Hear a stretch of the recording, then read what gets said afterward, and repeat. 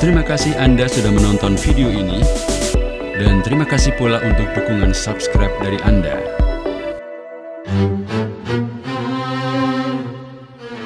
Assalamualaikum warahmatullahi wabarakatuh.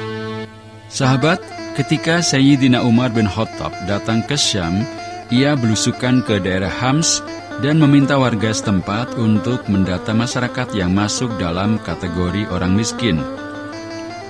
Usai melakukan pendataan, warga Hams kemudian menyerahkan data tersebut kepada Sayyidina Umar. Betapa kagetnya Sayyidina Umar ketika menemukan nama Sa'id bin Amir bin Hadimah, kepala daerah Hams, masuk dalam daftar orang miskin. "Siapa Sa'id bin Amir?"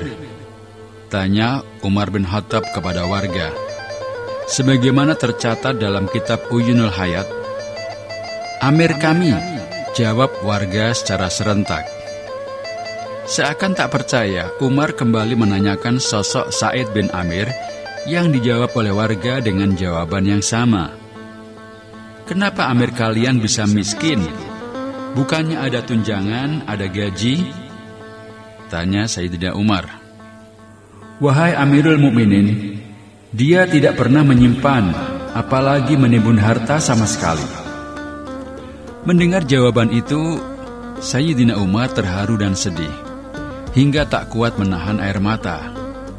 Seketika itu juga Umar bergegas menyiapkan tas yang kemudian diisi uang 1000 dinar.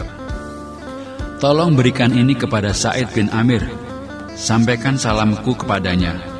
Sampaikan juga bahwa uang ini dari Amirul Mukminin untuk mencukupi kebutuhannya sehari-hari," ucap Sayyidina Umar sambil menyerahkan tas pada seseorang yang diutus untuk menemui Sa'id bin Amir. Utusan Umar bin Khattab pun sampai di rumah Sa'id dan langsung menyerahkan tas yang berisi uang 1000 dinar. Betapa kagetnya Sa'id ketika membuka dan mendapati tas yang dipenuhi dengan uang dinar. "Inna lillahi wa inna ilaihi raji'un," ucap Sa'id yang kemudian terdengar oleh istrinya. "Ada apa suamiku? Apakah Amirul Mukminin meninggal dunia?" tanya istri Sa'id yang kaget mendengar suaminya mengucapkan kalimat istirja. "Tidak, bahkan lebih dari itu," jawab Amir. "Apakah kiamat sudah di depan mata?" tanya istrinya yang penasaran. "Tidak, bahkan lebih dari itu," jawab Sa'id. "Lalu sebenarnya apa yang terjadi? Kenapa engkau mengucapkan kalimat istirja?" tanya istrinya yang makin penasaran. "Dunia telah mendatangiku dan fitnah telah mendekatiku," jawab Sa'id. "Oh, ya sudah, lakukan saja apa yang kau inginkan terhadap dunia itu," ucap istrinya yang seketika hilang rasa penasarannya. "Apakah kamu bisa membantuku?" tanya Sa'id kepada istrinya. "Bisa? Apa yang harus aku lakukan?" jawab sang istri. Atas arahan Sa'id, istrinya mengambil beberapa robekan kain. Ribuan uang dinar yang ada pada tas tadi kemudian dibagi-bagi ke sejumlah kain, lalu dibungkus dan dimasukkan kembali ke dalam tas. Sa'id bin Amir kemudian mengumpulkan para tentara dan pasukannya. Setelah berbaris rapi, Sa'id langsung membagikan semua bingkisan uang itu kepada tentaranya. Tidak ada yang tersisa. Melihat pemandangan itu, istri Sa'id merasa keberatan. Ia berharap sebagian dari uang tersebut ada yang disisihkan untuk mencukupi kebutuhan suami dan keluarganya.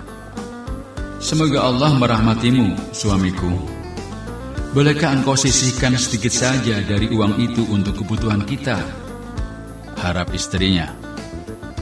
Mendengar permintaan itu, Sa'id menolak dengan keras sambil mengutip sabda Rasulullah Sallallahu Alaihi Wasallam. "Saya mendengar Rasulullah bersabda, seandainya perempuan surga menampakkan diri pada penduduk bumi, niscaya bumi akan dipenuhi aroma minyak misik, dan aku akan memilih mereka daripada kamu," tegas Sa'id. Istrinya langsung mengerti dengan ucapan Sa'id. Ia pun terdiam dan patuh pada putusan suaminya. Dari kisah ini dapat diambil beberapa hikmah, di antaranya adalah pentingnya seorang pejabat atau pemimpin untuk tidak mencintai dunia. Hal ini akan menjadi benteng untuk tidak melakukan tindakan korupsi. Selain itu, pejabat atau pemimpin, minimal pemimpin keluarga, perlu mempunyai prinsip yang kuat. Terkadang adanya penyalahgunaan anggaran dipicu oleh desakan istri atau keluarga. Sebaliknya, istri pemimpin juga mesti bisa membaca dan mengetahui sumber anggaran yang didapat suaminya. Hal yang lebih penting lagi adalah seorang istri mesti taat pada keputusan suaminya selama bukan dalam kemaksiatan. Wallahu a'lam.